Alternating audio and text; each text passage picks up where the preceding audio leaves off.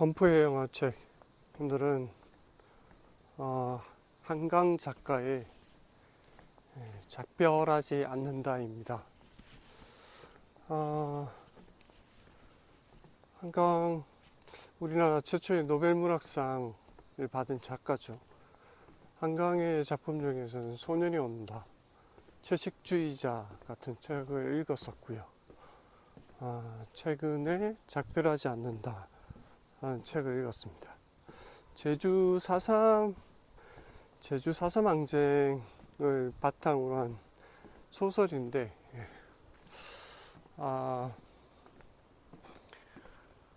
그런 되게 좋습니다. 그런 좋고, 근데 그 4.3에 대한 어떤 뭐라고 해야, 내면적인 어떤 위로를 위한 그런 책? 조금 힘들 수 있습니다. 감정적으로. 네. 그렇다고 굉장히 그 사건에 대한 게 리얼하게 나오거나 그런 건 아닌데, 어쨌든, 전체적으로 평을 하면, 약간 죽은 자를 위로하는 약간 씻긴 굿 한 판을 본 듯한 그런 느낌입니다. 맨 마지막에 신영철 평론가가 하는 말대로 한강 작가는 매번 사력을 다하고 있다 라는 표현을 했는데, 진짜 약간 죽을 힘을 다해서 글을 쓴 것 같은 그 느낌이 있습니다. 그래서 제주 4.3을 소재로 산자가 산자와 죽은 자의 육체와 영혼을 연결하는 일종의 꼭 영매 같다라는 그런 느낌이 듭니다. 죽은 자를 위로하기 위한 일종의 산자와 죽은 자를 연결하는 영적인 매개체가 된 것 같은 그런 느낌이 있습니다. 그래서 한강 작가가 또 그런 얘기도 했었죠. 죽은 자가 산자를 살린다. 뭔가 그런 영혼을 읽을 줄 아는 그런 작가가 아닌가 이런 생각이 듭니다.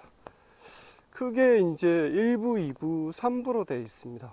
1부는 새라는 제목으로 제주 산속에 있는 인선의 집으로 새를 살리기 위해서 경아가 떠나는 과정을 담고 있습니다. 눈보라 속에서 어둠을 뚫고 집을 찾아가는 과정은 마치 약간 한편의 로드무비를 보는 듯한 느낌입니다. 눈 하나, 그리고 빛 하나, 어둠 하나, 나무의 떨림까지도 아주 섬세하게 표현하는 작가의 문장에 끌려서 가게 되는 일부 새입니다. 여기서 인선과 경아는 원래 어떤 작품을 하나 만들기로 했죠. 나무 기둥이 있는 어떤 작품을 만들기로 하다가 경아는 잊고 있었지만 인선이 그 제주에서 산속에서 혼자서 그 작업을 하고 있었고, 그러다가 나무를 자르는 일을 하다 손가락이 잘리면서 서울에 올라와서 치료를 받고 있는 그런 상황이었죠. 그런데 인선이 이제 집에 앵무새였던 것 같은데, 새가 있으니 새한테 먹이를 주러 가라, 그래야 걔를 살릴 수 있다, 이런 얘기를 해서 경아가 내려가는 제주도로 그 눈보라 속에서 그 집을 찾아가는, 경아도 워낙 오랜만에 간 거라 이게 산속에 묻혀있는 집이라 눈보라 속에서 찾아가는 과정입니다. 근데 이 부분이 오히려 훨씬 소설적으로는 저는 되게 재밌다고 느껴지는, 그러니까 그 눈보라 속에서 오지 않는 버스를 기다리는 장면이라든지, 어떤 꼬부랑 할머니가 정류장에서 자신과 같이 버스를 기다리고, 그리고 진짜 안 올 것 같은 버스가 오고 어느 지역에 내려서 다시 걸어서 한참 눈속을 뚫고 그 집을 찾아가야 되는 여정을 그리고 있는데, 생각보다 굉장히 글을 읽는데 마치 그 속에서 장면을 보는 듯한 트로트를 크게 틀고 가신 아저씨였습니다.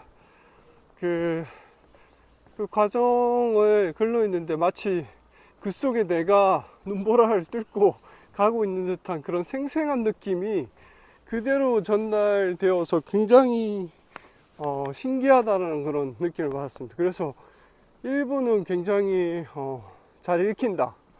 뭔가 그 여성의 가정을 리얼하게 느낄 수 있는 그런 일부였다.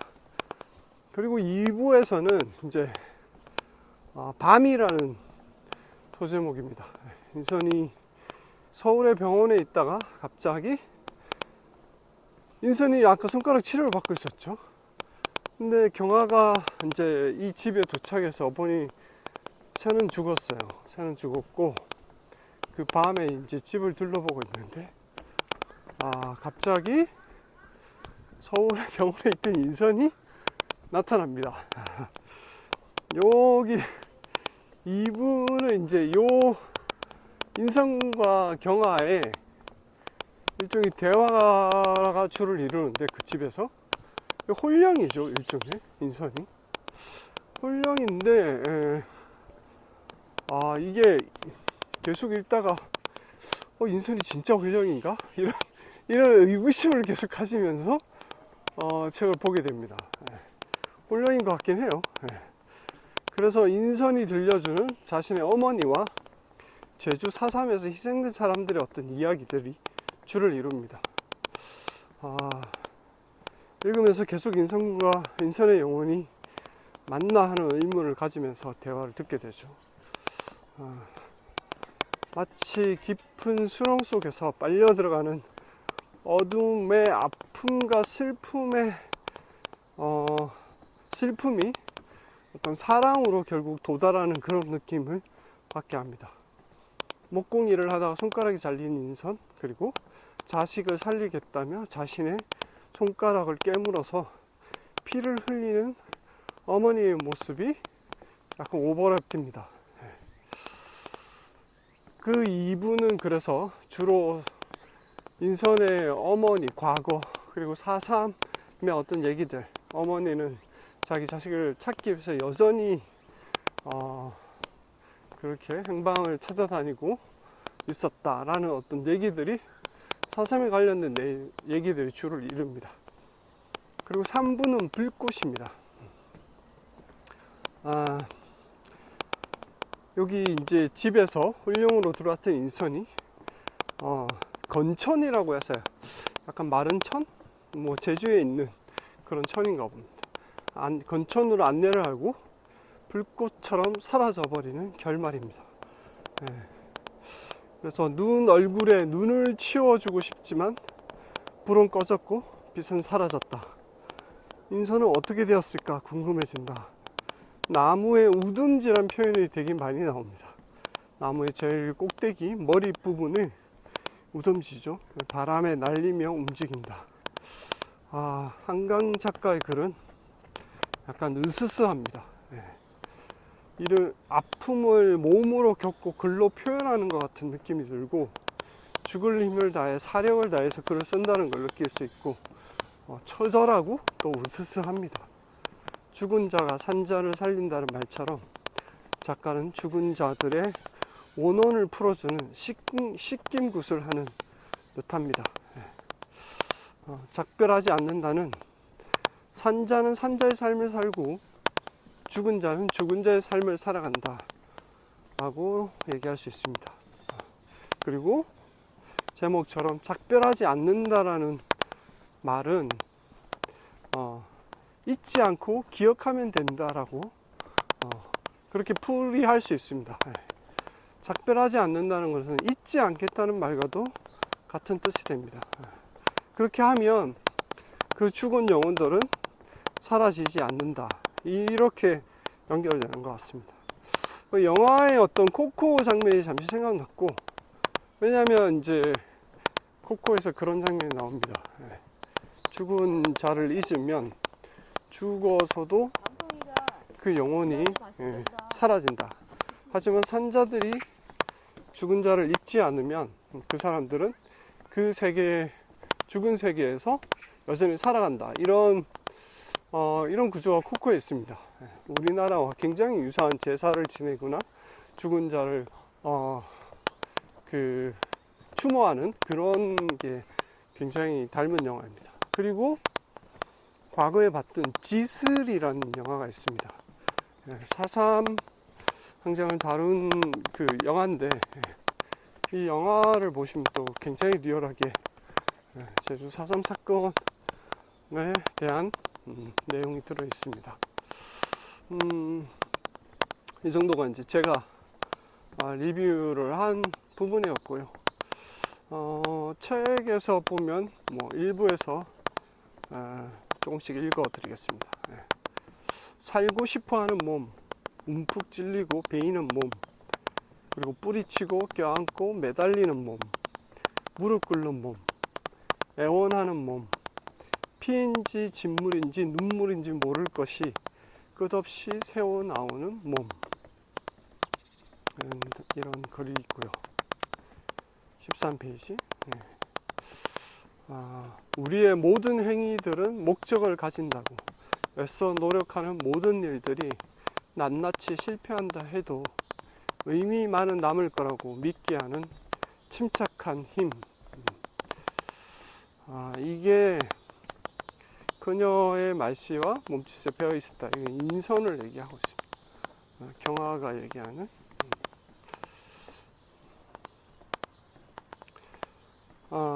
그리고 이런 얘기도 있습니다. 총에 맞고 몽둥이에 맞고 칼에 베어 죽은 사람들 말이야. 얼마나 아팠을까. 손가락 2개가 잘린 게 이만큼 아픈데 그렇게 죽은 사람들 말이야. 목숨이 끊어질 정도로 몸 어딘가가 뚫리고 잘려나간 사람들 말이야. 이걸 당시의 어떤 아픔을 표현하고 있습니다. 그러던 언젠가부터 엄마가 싫어지기 시작했어. 그냥 이 세상이 역겨운 것처럼 엄마가 역겨웠어. 나 자신이 혐오스러운 것과 똑같이 엄마가 혐오스러웠어.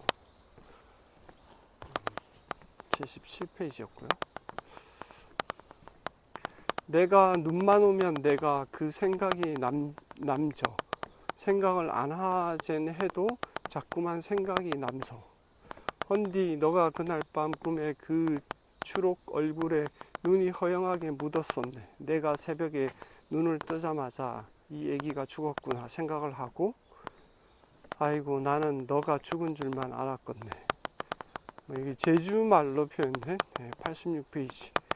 여기서 그 얼굴에 눈을 치워준다는 장면이 꽤 많이 나옵니다. 죽은 이의 얼굴에서 눈을 치우고, 또 그 뒤에도 또 그런 표현들이 나옵니다.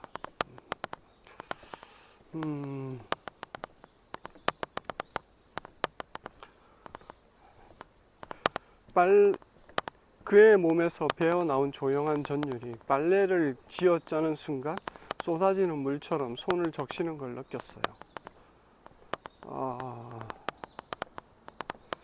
이 표현은 되게 독특해서, 빨래를 쥐어짜는 순간 쏟아지는 물처럼 손을 적시는 걸 알았어요.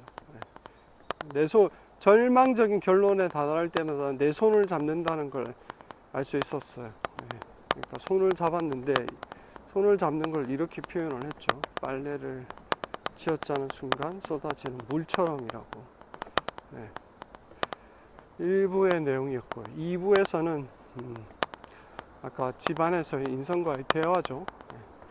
솜이나 깃털, 아이들 살을 만지고 나면 손에 부드러움이 남잖아. 그 감각을 압착해서 증류하면 번질 것 같은 212페이지였고요.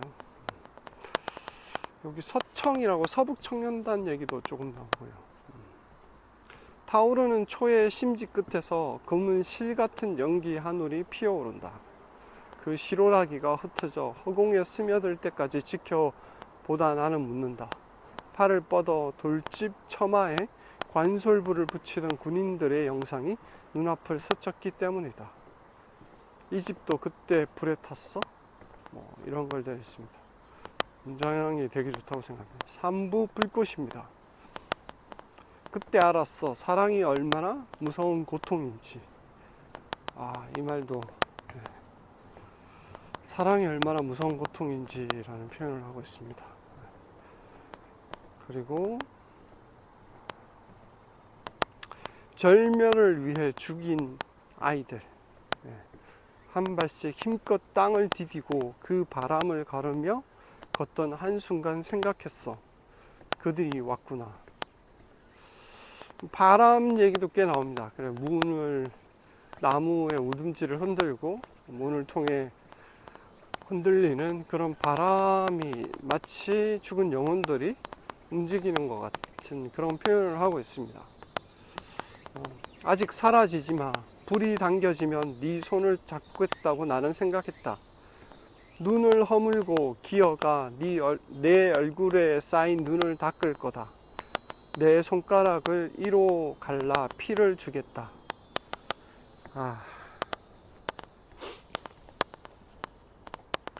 손가락을 물어서 피를 흘리는 장면이 굉장히 인상적입니다.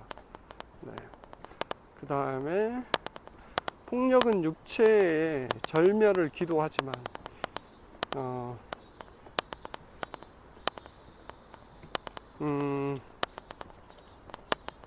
이역은 못한 것 같은데, 이역은 육체 없이 영원하다.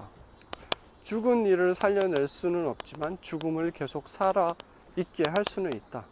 작별하지 않겠다는 것이다. 이들 곁에 소설가 나는 생사의 경계 혹은 그 너머에 도달하고자 하고서야 그들의 이야기를 듣는다. 이만한 고통만이 진실에 이를 자격을 준다는 듯이 고통에 도달하는 길은 고통뿐이라는 듯이 재현의 윤리에 대한 가장 결연한 답변이 여기 있다. 이거는 이제 신영철 평론가가 쓴 마지막 글입니다.